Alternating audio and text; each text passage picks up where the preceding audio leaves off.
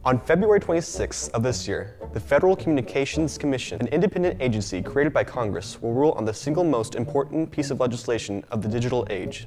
Of course, I'm speaking about open internet, or net neutrality. Not only will this legislation affect the entire internet, but it will have a huge effect upon myself and my community. If we are going to understand the effect of this law, we must first understand net neutrality. Behind me is a visualization of the entire internet. This little bubble right here is C-SPAN.org, and this is where my story begins.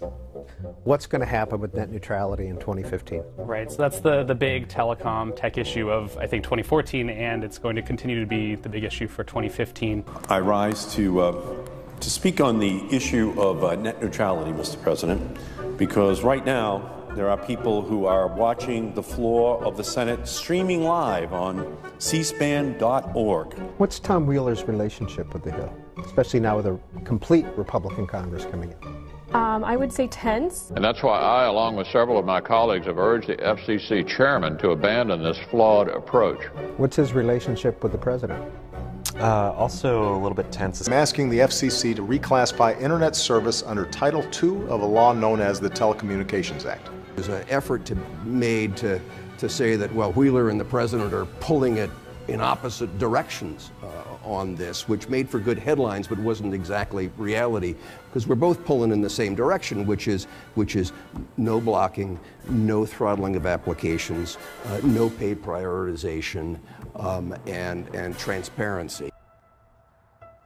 To comprehend the law's effects on my future, I visited my dad's small business, Robinson Glass.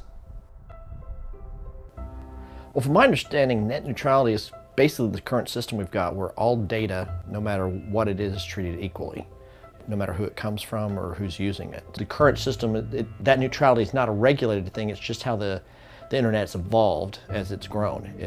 It came up neutral. And I think that's part of my concern about the whole issue, is that there are people trying to get rid of the net neutrality that has naturally been part of the internet. I think the internet's pretty much ingrained our lives personally as well as business. We rely on it in too many ways, just like we did telephone, 60 years ago. Open internet or neutral internet, it's important to our business because so much of what we do is on that. We have a voice over IP, so our telephone communications between branches is over the internet. We have customers communicating with us via email, sending us blueprints digitally because they don't actually print those very much anymore. We have customers looking at our website, getting online catalogs, and so almost every part of our business is affected that way. Billing and payments are going electronic. So not only the way we bill our customers, but the way our vendors bill us is now all via the internet. So having a company that could charge you more based on what that data is could be extremely costly for a business our size. Next, I came to BTC, an ISP, or internet service provider, in order to get their opinions on net neutrality.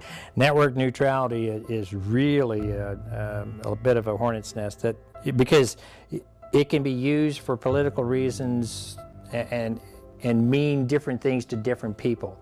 Let me try to, I'll give you my opinion. The service provider is in a quandary, because the service provider wants to provide a service that the consumer wants, and wants to provide as much capability out of that service, as much value out of that service as they can to the majority of their customers. That majority of the customers part is the tricky part, because let's say that it's a small service provider, and that small service provider has a small community that they're trying to provide good quality service to everybody.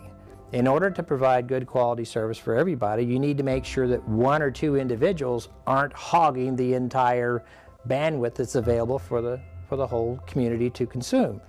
And that kind of goes in the face of the higher level net neutrality.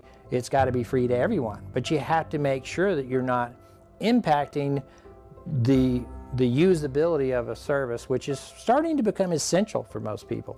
From a government standpoint, I think the government would lend to want to try to force certain things to happen. But if a service provider who is trying to run a business can't afford to do what is being requested of it, then it's going to go out of business. You know, the whole open internet issue is two challenges. First is you want to make sure that innovators and consumers have open access to the networks. The other component that you have to deal with is you want to make sure that you're creating an environment that provides sufficient incentive for the ISPs to want to invest to build more and better networks. I don't see us undoing that and going back where there's not internet, but whether it be a standard provider that uses, you know, fiber optics or landlines versus maybe a provider that uses satellite. Ultimately, that's it. If net neutrality is not kept as the norm, prices are going to go up. They're going to go up to business, small business, consumers at home. A more effective model would be the consumer chooses what the consumer wants and can have the option of getting better and better options for connectivity for what they want to see. In the words of Robert Frost, two roads diverged in a yellow wood, and sorry, I could not travel both. The question remains, which road will we take? Both views have valid points, and both can be understood. Yet because my father's business relies so strongly on the internet, I side with him. All internet data must be treated equally, whether it's cat videos or stock portfolios. We must find new ways of financing internet infrastructure for ISPs. Only then can the internet truly be neutral.